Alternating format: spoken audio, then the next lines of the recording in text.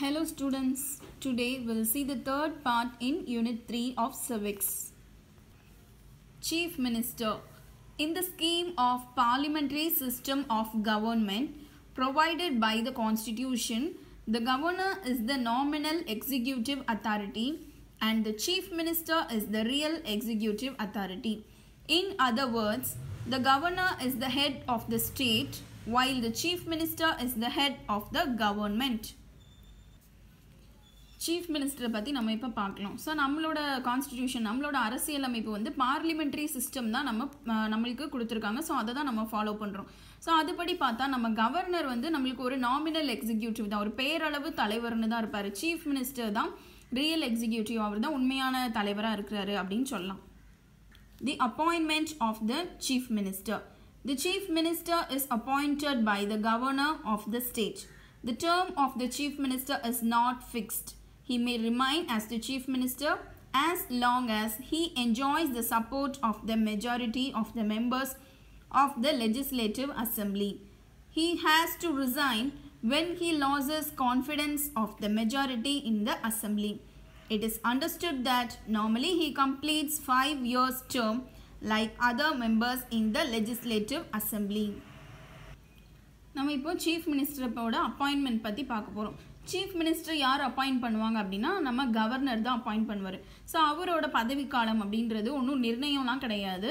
அவருக்கு வந்து லெஜிஸ்லேட்டிவ் அசம்பிளியில் வந்து மெஜாரிட்டி மெம்பர்ஸ் வந்து எவ்வளோ பேர் அவருக்கு சப்போர்ட் பண்ணுறாங்களோ, அவருக்கு எவ்வளோ பெரும்பான்மை இருக்குதோ அதை பொறுத்து அவர் சீஃப் மினிஸ்டராக இருக்கலாம். ஸோ நார்மலாக நம்ம என்ன சொல்லிக்கலாம்னா மற்றவங்களை போலயே அவங்களுக்கும் ஒரு 5 years இருக்கும் அப்படின்னு சொல்லிக்கலாம். Powers and functions of the chief minister. So this is the first detail.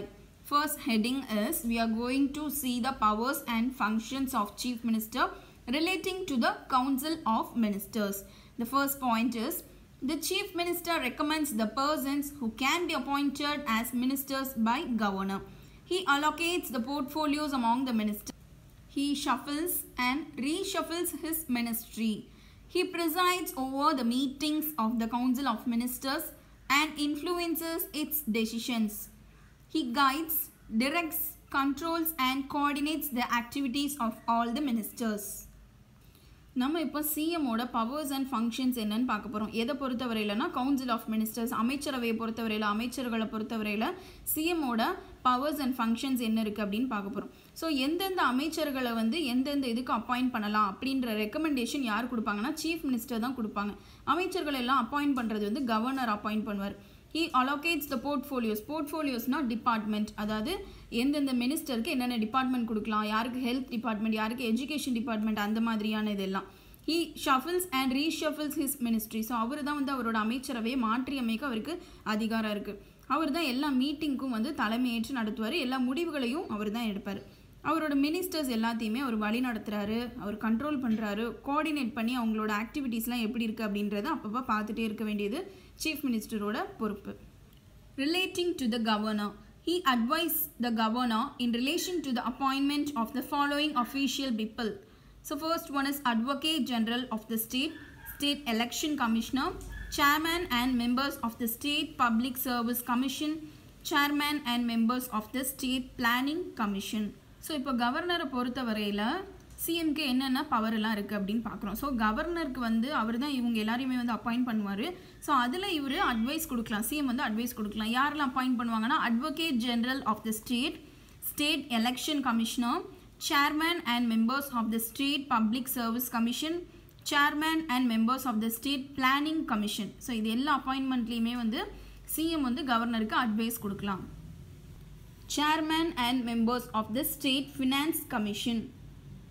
Relating to state legislature, the Chief Minister advises the governor with regard to the summoning and proroguing the sessions of the state legislature. He announces the government policies on the floor of the House. He can introduce the bills in the Legislative Assembly. He can recommend for the dissolution of the Legislative Assembly to the governor anytime. CM தான் கவர்னருக்கு advice பண்ணுவார். எதில் அப்படின்னா session அப்படின்னா மீட்டிங்னு அர்த்தம். அந்த மீட்டிங்கோட starting எப்போ, அவங்களோட போஸ்ட்பாண்டிங் எப்போ அப்படின்றதுலாம். சம்மோனிங் அப்படின்னா ஸ்டார்டிங்னு அர்த்தம், ப்ரோரோகிங் அப்படின்னா போஸ்ட்பாண்டிங் அப்படின்னு அர்த்தம். ஸோ இதிலலாம் வந்து எப்போ பண்ணலாம் அப்படின்ற அட்வைஸ் வந்து சிஎம் தான் கவர்னருக்கு கொடுப்பாரு. ஸோ அவர் தான் வந்து 2 ஹவுஸ்லேயுமே வந்து கவர்மெண்ட் பாலிசிஸ்லாம் என்னென்ன போட்டிருக்காங்க அப்படின்றத அனௌன்ஸ் பண்ணுவார். அவர் தான் வந்து பில்ஸையும் இன்ட்ரடியூஸ் பண்ணுறாரு. கவர்னருக்கு அவர் எப்போ வேணால் லெஜிஸ்லேட்டிவ் அசம்பிளி வேணாம், நம்ம அந்த அசம்பிளி கலைச்சிடலாம் அப்படின்னு சொல்கிறதுக்கான ரைட்ஸும் சிஎம்க்கு இருக்குது. Council of Ministers. The Council of Ministers are collectively responsible to the state legislature. All the members of the Council of Ministers must be the members of the state legislature. Those who are not the members at the time of their appointment, they must secure their seats in the legislature within a period of 6 months. If a no confidence motion is passed by the Legislative Assembly, the state ministry shall resign. Article 163 provides for a Council of Ministers to aid and advise the Governor. According to Article 163(1), there shall be a Council of Ministers with the Chief Minister at the head to aid and advise the Governor in the exercise on his functions, except insofar as he is by or under this Constitution required to exercise his function or any of them in his discretion. Council of ministers. இப்போ நம்ம அமைச்சரவையை பற்றி பார்க்கலாம். So அமைச்சரவை வந்து state லெஜிஸ்லேச்சருக்கு responsible ஆனவங்க. So அவங்க வந்து அந்த அமைச்சரவையில் இருக்கிற மெம்பர்ஸ் இருப்பாங்க இல்லையா, அவங்க ஸ்டேட் லெஜிஸ்லேச்சர்லேயும் மெம்பர்ஸாக இருக்கணும். ஒருவேளை அவங்க அந்த அமைச்சராக அப்பாயிண்ட் ஆகும்போது அவங்க அதில் மெம்பராக இல்லைனாலும் 6 மாதத்துக்குள்ளே அதில் வந்து அவங்களோட சீட்டை செக்யூர் பண்ணணும். நோ கான்ஃபிடன்ஸ் மோஷன் அப்படின்றது லெஜிஸ்லேட்டிவ் அசம்பிளியில் பாஸ் ஆகிடுச்சு அப்படின்னா அந்த மொத்த மினிஸ்ட்ரியுமே வந்து ரிசைன் பண்ணியாகும். நோ கான்ஃபிடன்ஸ் மோஷன் அப்படின்னா என்னென்னா நம்பிக்கை இல்லா தீர்மானம் அப்படின்னு சொல்லுவாங்க. ஸோ அவங்களால அந்த பொசிஷனை வந்து ஒரு ரெஸ்பான்சிபிளாக ஒரு பொறுப்புணர்ச்சியோடு அவங்களால அதை பண்ண முடியல. ஸ்டேட் லெஜிஸ்லேட்டிவ் அசம்பிளி வந்து நோ கான்ஃபிடன்ஸ் மோஷன் அப்படின்னு பாஸ் பண்ணுவாங்க. ஸோ அப்படி பண்ண டைமில் வந்து இந்த மினிஸ்ட்ரி மொத்தமாகவே வந்து ரிசைன் பண்ணியாகணும். ஸோ ஆர்டிகல் 163 என்ன சொல்லுது அப்படின்னா, கவுன்சில் ஆஃப் மினிஸ்டர்ஸ் இருக்காங்க இல்லையா, அவங்க வந்து கவர்னருக்கு அட்வைஸ் பண்ணலாம். எப்போ அப்படின்னா ஆர்டிகல் 163(1) படி சிஎம் தான் வந்து கவுன்சில் ஆஃப் மினிஸ்டர்ஸோட ஹெட். ஸோ அவங்க வந்து கவர்னர் அவரோட ஃபங்க்ஷன்ஸை இது பண்ணுறதுலையும் அவரோட வேலைகள்லையும் ஒரு சில இதில் மட்டும் அட்வைஸ் பண்ணுறதுக்கு இவங்களுக்கு அதிகாரம் இருக்குது. Other provisions relating to ministers. Article 164(1) holds that the chief minister shall be appointed by the governor. Article 164(1)(a) states that the total number of ministers, including the chief minister in the council of ministers in a state, shall not exceed 15% of the total number of members of the legislative assembly. நம்ம இப்போது மினிஸ்டர்ஸ்க்கு ரிலேட்டடான வேறு ப்ரொவிஷன்ஸையும் நம்ம பார்க்கலாம். So நம்மளுக்கு தெரியும் chief minister appoint பண்ணுறது governor தான். ஆர்டிகல் 164(1) பிரகாரம் கவர்னர் தான் சீஃப் மினிஸ்டர் அப்பாயிண்ட் பண்ணுறாரு. இன்னொன்று என்ன சொல்கிறாங்க அப்படின்னா, ஆர்டிகல் 164(1)(a)ல டோட்டல் நம்பர் ஆஃப் மினிஸ்டர்ஸ் இருப்பாங்க இல்லையா, ஸோ அதில் வந்து சீஃப் மினிஸ்டரும் ஒன்று, அவரும் கவுன்சில் ஆஃப் மினிஸ்டரில் அவரும் ஒரு ஆள் தான். ஓகேயா. ஸோ டோட்டல் நம்பர் ஆஃப் மினிஸ்டர்ஸில் அவங்களோட கவுண்ட் இருக்குல்ல, அந்த டோட்டல் நம்பர் வந்து லெஜிஸ்லேட்டிவ் அசம்பிளியில் இருக்கிற மொத்த பர்சன்ஸ்க்கு 15% விட கூட இருக்கக்கூடாது. Shall not exceed 15% of the total number of members of the legislative assembly. So அந்த மினிஸ்டர்ஸோட கவுண்ட் வந்து அதை விட 15% விட கூட இருக்கக்கூடாது அப்படின்னு சொல்கிறாங்க. The functions and powers of the Council of Ministers. It formulates and decides the policies of the state and implements them effectively. It designs the legislative programs of the Legislative Assembly and sponsors all important bills. It controls the financial policy and decides the tax structure for the public welfare of the state. It makes the important appointments of the head of departments. It discusses and takes efforts on the dispute with other states.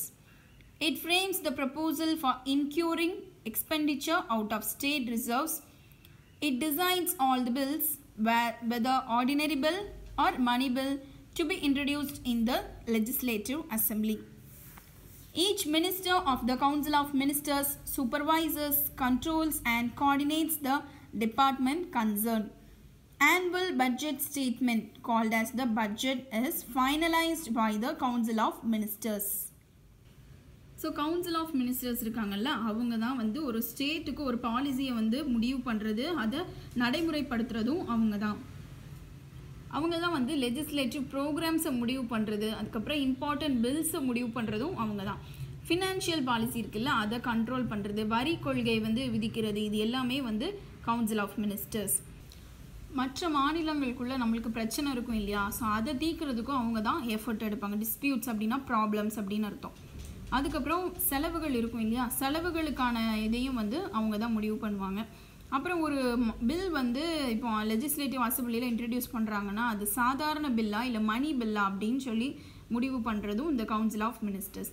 அது போக அவங்களுக்கு ஒதுக்கப்பட்ட துறைகள் இருக்கும் இல்லையா, so அந்த தனித்தனி துறைகளை ஒரு மினிஸ்டருக்கும் ஒரு துறைகள் இருக்கும். அந்த துறைகளை அவங்க சூப்பர்வைஸ் பண்ணணும், கண்ட்ரோல் பண்ணணும், கோஆர்டினேட் பண்ணணும். இதுக்கான பொறுப்பும் அவங்க தான். அப்புறம் ஆனுவல் ஃபினான்ஷியல் பட்ஜெட், அதாவது ஆண்டு வரவு செலவு திட்டம் இருக்கு இல்லையா, அதையும் அவங்க தான் ஃபைனலைஸ் பண்ணுவாங்க. The state legislature. The constitution provides a legislature for every state. Most of the states have only unicameral legislature. Some states have bicameral legislature. For example, Bihar, Karnataka, Maharashtra, Uttar Pradesh, Andhra Pradesh and Telangana. The lower house, the legislative assembly, represents the people of the state. The upper house, legislative council, represents special interests like teachers, graduates and local governments. ஒவ்வொரு அரசியல் அமைப்பும் ஒரு மாநிலத்துக்கும் ஒரு சட்டமன்றம் ஒன்று அமைக்கிறதுக்கு ஒரு வழிவகை ஒன்று செய்யுது. ஸோ இதில் வந்து நிறைய மாநிலத்துக்கு ஓரவை தான் இருக்கும். அதாவது யூனிகேமரல் அப்படின்னா ஒன் அர்த்தம், ஓரவை லெஜிஸ்லேச்சர் தான் இருக்கும். கொஞ்சம் ஸ்டேட்டுக்கு எப்படி இருக்குது அப்படின்னா ஈரவை இருக்கும், பை கேமரல் லெஜிஸ்லேச்சர்னால் 2. ஸோ இந்த ஸ்டேட்டுக்கு எல்லாத்துக்குமே வந்து 2 லெஜிஸ்லேச்சர்ஸ் இருக்குது. சரியா, லோவர் ஹவுஸில் இருக்கவங்கலாம் யார், அங்கே இருக்கிற மெம்பர்ஸ்லாம் வந்து people of the state, that represents the people of the state, மக்களின் பிரதிநிதிகளை தான் லோவர் ஹவுஸில் மெம்பர்ஸாக இருப்பாங்க. அப்பர் ஹவுஸை வந்து நம்ம லெஜிஸ்லேட்டிவ் கவுன்சில்னு சொல்கிறோம். ஸோ அதில் யாரெல்லாம் இருப்பாங்க அப்படின்னா teachers, graduates, local government, so இந்த மாதிரி ஆளுங்களாம் பிரதிநிதிகளாக அங்கே இருப்பாங்க. The Legislative Assembly, the lower house. The Legislative Assembly is a popular house. It is the real center of power in the state. It consists of members directly elected by the people on the basis of adult franchise. The strength of the assembly varies from state to state depending on the population. However, the maximum strength of the assembly must not exceed 500 or its minimum strength not below 60. The term of office of the Legislative Assembly is 5 years. It can be dissolved even before the expiry of its term. The size of the Legislative Council cannot be more than 1/3 the membership of the Legislative Assembly of that state, but its size cannot be less than 40.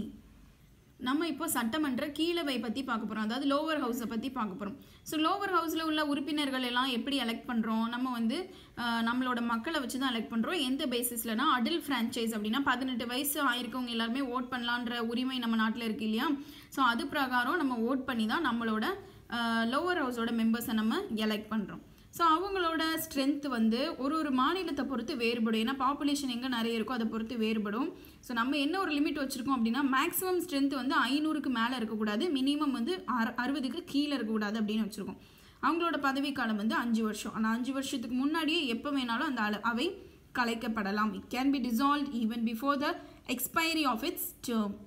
அதுக்கப்புறம் legislative கவுன்சில்னால் வந்து upper house. So Appar ஹவுஸில் இருக்கிற members இருப்பாங்க இல்லையா, அவங்க வந்து 3ல் 1 பங்கு இருக்கணும். அதாவது லெஜிஸ்லேட்டிவ் அசம்பிளினா லோவர் ஹவுஸ், அங்கே இருக்கிற மெம்பர்ஸில் 3ல் 1 பங்கு மெம்பர்ஸ் லெஜிஸ்லேட்டிவ் கவுன்சிலில் இருக்கணும்.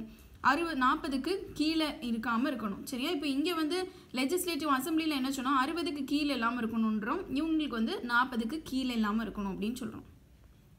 Composition.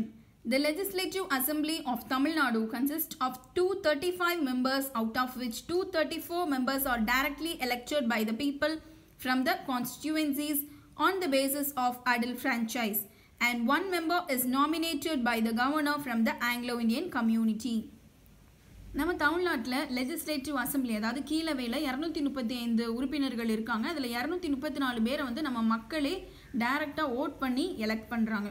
ஒரு மெம்பரை மட்டும் நம்ம கவர்னர் வந்து ஆங்கிலோ இந்தியன் கம்யூனிட்டியிலேருந்து ஒருத்தரை அதில் இது பண்ணலாம்னு சொன்னோம் இல்லையா. ஸோ அதுபடி நம்ம கவர்னர் வந்து அதில் நியமிப்பார். Cabinet and Cabinet Committees. A smaller body called Cabinet is the nucleus of the Council of Ministers. It consists of only the Cabinet Ministers. It is the real center of authority in the state government. The cabinet works through various committees called cabinet committees. They are of two types, standing and ad hoc. The former are of a permanent nature while the latter are of a temporary nature. Cabinet and cabinet committees அப்படின்னா அதில் ஒரு group இருப்பாங்க, அந்த cabinet அப்படின்னு சொல்கிறோம். So அதில் வந்து cabinet ministers மட்டும் இருப்பாங்க, கேபினெட் அமைச்சர்கள் மட்டும் இருப்பாங்க. அது வந்து நிறைய கமிட்டிஸ் மூலமாக தான் அந்த கேபினெட்டுங்கிறது வேலை செய்யும். அந்த கமிட்டிஸை தான் நம்ம கேபினெட் கமிட்டிஸ்னு சொல்கிறோம். அதில் 2 டைப்ஸ் இருக்குது, ஒன்று ஸ்டாண்டிங், இன்னொன்று ஆட்ஹாக்னு சொல்கிறோம். ஸ்டாண்டிங் அப்படின்றது வந்து நிரந்தரமானது, ஆட்ஹாக் அப்படின்னு சொல்கிறது வந்து டெம்பரரியானது, தற்காலிகமாக உள்ளது. The Speaker.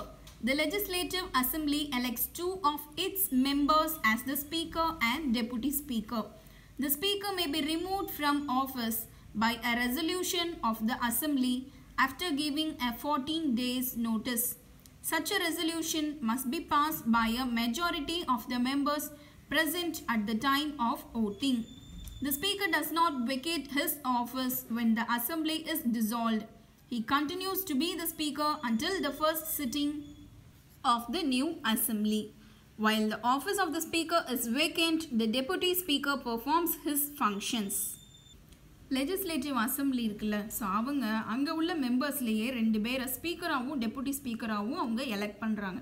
ஸோ இந்த ஸ்பீக்கர் அப்படின்றவங்கள எப்படி ரிமூவ் பண்ணுவாங்க அப்படின்னா, ஒரு தீர்மானம் கொண்டு வந்து ரிமூவ் பண்ணுவாங்க. அந்த தீர்மானம் வந்து 14 நாட்களுக்கு முன்னாடியே சொல்லிடணும், அந்த நோட்டீஸ் மூலமாக சொல்லிடணும். அதுக்கப்புறம் அவரை ரிமூவ் பண்ணிடலாம். அந்த தீர்மானம்ன்றது எப்படி கொண்டு வராங்க அப்படின்னா, அங்கே இருக்கிற மெம்பர்ஸ் இருப்பாங்கள்ல, அவங்களோட ஓட்டிங் வச்சு மெஜாரிட்டி வச்சு தான் அந்த தீர்மானம் கொண்டு வருவாங்க. ஸோ ஸ்பீக்கர் இருக்கார் இல்லையா, அவர் வந்து இப்போ அசம்பிளி அந்த சட்டசபை வந்து கலைக்கப்பட்டாலும் அவரோட பதவியிலேருந்து விலக மாட்டார். அடுத்த ஒரு புது அசம்பிளி ஆரம்பித்து ஒரு முதல் அமர்வு ஒன்று நடக்கும் இல்லையா, அப்போந்தான் அது வரைக்கும் அவர் வந்து ஒரு ஸ்பீக்கராக தான் அதில் கண்டினியூ பண்ணிகிட்டு இருப்பார். ஸோ ஒருவேளை அந்த ஸ்பீக்கர்ன்ற பதவியில் யாரும் இல்லை அப்படின்னா டெப்புட்டி ஸ்பீக்கர்னு ஒருத்தர் இருப்பார் இல்லையா, அவர் அந்த பதவியில் டெப்புட்டி ஸ்பீக்கர்லேயே இருந்துட்டு அதையும் பார்த்துக்கலாம், ஸ்பீக்கர் பதவியையும் பார்த்துக்கலாம். The Legislative Council, Upper House. The Legislative Council is the upper house of the state legislature. The Vidhan Parishad's Legislative Council forms a part of the state legislature of India. In 6 of India's 28 states, the Legislative Council serves as the indirectly elected upper house of a bicameral legislature. It is also a permanent house because it cannot be dissolved. Every member of Legislative Council serves for a 6-year term, which terms staggered so that the terms of 1/3 of the members expire every 2 years. MLAs must be the citizens of India, not under the age of 30, mentally sound, and his name should be in the voters list of the state from which he or she is contesting the election. So சட்டமன்ற மேலவை அப்படின்றது வந்து நம்மளில் இருக்கிற 28 மாநிலங்களில் 6 மாநிலங்களில் அந்த மேலவைங்கிறது இருக்குது. அதில் உள்ள மெம்பர்ஸ் எல்லாமே வந்து இன்டைரக்டாக தான் எலெக்ட் பண்ணியிருப்பாங்க. இந்த மேலவைங்கிறது ஒரு நிரந்தர அவை, அதை வந்து யாரும் கலைக்க முடியாது. இட் கேனாட் பி டிசால்வ்ட், அதை யாரும் கலைக்க முடியாது. அங்கே இருக்கிறவங்களோட பதவிக்காலம், அந்த எம்எல்ஏஸோட பதவிக்காலம் எவ்வளோன்னு பார்த்தீங்கன்னா 6 ஆண்டுகள் இருக்கும். அதில் வந்து 3ல் 1 பங்கு மெம்பர்ஸ் வந்து 2 வருஷத்துக்கு ஒரு வாட்டி ரிட்டையர் ஆகிட்டு இருப்பாங்க. ஸோ அவங்களோட குவாலிஃபிகேஷன் என்னன்னு பார்த்தீங்கன்னா, அவங்க வந்து இந்திய குடிமகனாக இருக்கணும், he must be the citizen of India. So அவங்களுக்கு 30 வயசுக்கு கீழே இல்லாமல் இருக்கணும், 30 வயசுக்கு மேலே இருக்கணும். அவங்க வந்து மென்டலி சவுண்ட் அப்படின்னா தெளிவான ஒரு மனநிலையில் இருக்கிற ஆளாக இருக்கணும். அவங்களோட பேர், அவங்க எந்த இடத்துல அவங்க வந்து எலெக்ஷனில் நிற்கிறாங்களோ அந்த வாக்காளர் பட்டியலில் அவங்களோட பேர் இருக்கணும். Election to Legislative Council. 1/3 of the members are elected by local bodies. 1/12 of the members are elected by graduates of the universities in the state. 1/12 of the members are elected by graduate teachers. 1/3 of the members are elected by the members of the Legislative Assembly. 1/6 is nominated by the governor, who is eminent in the field of literary excellence, art, social service or cooperation. So this thing we have learned in legislative powers of governor, right? So 1/6 of members is nominated by the governor. Legislative council, அதாவது மேலவையில் எப்படி election நடக்கும் அப்படின்னா 3ல் 1 பங்கு உறுப்பினர்களை வந்து உள்ளாட்சி அமைப்புகளை, local bodies தான் அவங்க வந்து எலெக்ட் பண்ணுவாங்க. 12ல் 1 பங்கு மெம்பர்ஸை வந்து கிராஜுவேட்ஸ் தான், யூனிவர்சிட்டியோட கிராஜுவேட்ஸ் எலெக்ட் பண்ணுவாங்க. 12ல் 1 பங்கு வந்து கிராஜுவேட் டீச்சர்ஸ் இருக்காங்க இல்லையா, அவங்க எலெக்ட் பண்ணுவாங்க. 3ல் 1 பங்கு வந்து லெஜிஸ்லேட்டிவ் அசம்பிளி மெம்பர்ஸ் இருக்காங்க இல்லையா, அவங்க எலெக்ட் பண்ணுறாங்க. 6ல் 1 பங்கு நம்ம கவர்னர் வந்து எலெக்ட் பண்ணுவார். நம்ம பார்த்தோம் லெஜிஸ்லேட்டிவ் பவர்ஸ் அப்படின்ற டாப்பிக்கில் பார்த்தோம். ஸோ இந்த ஃபீல்டுலலாம் யார் வந்து ரொம்ப எக்ஸ்பீரியன்ஸ்டாக இருக்காங்களோ, யார் ரொம்ப நல்லா இருக்காங்களோ, ஸ்பெஷல் பவர்ஸோடு இருக்காங்களோ அவங்கள வந்து எலெக்ட் பண்ணுவாங்க. The chairman is the presiding officer of the upper house. The members elect a chairman and a deputy chairman from among themselves. In the absence of the chairman, the deputy chairman officiate the functions of the legislative council. So chairman அப்படிங்கிறவர் தான் அப்பர் ஹவுஸோட தலைவர். So அவங்கள வந்து சேர்மனையும் deputy சேர்மனையும் எப்படி elect பண்ணுறாங்கன்னா, அந்த உறுப்பினர்கள்லேருந்தே உள்ள ஒரு 2 பேரை வந்து சேர்மனாகவும் டெபுட்டி சேர்மனாகவும் எலெக்ட் பண்ணுவாங்க. ஸோ இப்போ சேர்மன் அங்கே இல்லை அப்படின்னா டெபுட்டி சேர்மன் வந்து அவரோட பொறுப்புகள் எல்லாத்தையும் அவர் பார்த்துப்பார். Abolition or creation of legislative councils. Article 169 deals with the creation or abolition of legislative council in a state. Article 169 holds that if the state legislative assembly passes a resolution by a majority of not less than 2/3 of the members present and voting, and by the majority of total strength of the house, requesting the parliament to create or to abolish the state legislative council, then the parliament may by law provide for the abolition and creation of the legislative council. இப்போ சட்ட மேலவையை உருவாக்குறது அல்லது நீக்கிறது அதை பற்றி நம்ம பார்க்க போகிறோம். அது வந்து ஆர்டிகல் 169 சொல்லியிருக்கு. என்ன சொல்லியிருக்கு அப்படின்னா, லெஜிஸ்லேட்டிவ் அசம்பிளியில் வந்து ஒரு தீர்மானம் கொண்டு வரணும். எப்படி கொண்டு வரணும்னா, 3/2 பங்கு நபர்கள் வந்து ஓட் பண்ணி அதில் இருக்கிற மெஜாரிட்டியை பொறுத்து நம்ம வந்து பார்லிமெண்ட்டை ரெக்வெஸ்ட் பண்ணணும். அதாவது இந்த மாதிரி நீங்கள் வந்து லெஜிஸ்லேட்டிவ் கவுன்சிலை க்ரியேட் பண்ணுங்கள் இல்லை அபாலிஷ் பண்ணுங்கள் அப்படின்ற மாதிரி அது ரிலேட்டடாக நம்ம ஏதாவது ஒரு ரெக்வெஸ்ட் பண்ணுறோம் அப்படின்னா இந்த லா பிரகாரம் அவங்க வந்து அதை அபாலிஷ் பண்ணவோ இல்லை க்ரியேட் பண்ணவோ பண்ணலாம். அதுக்கு பார்லிமெண்ட்டுக்கு அதிகாரம் இருக்குது.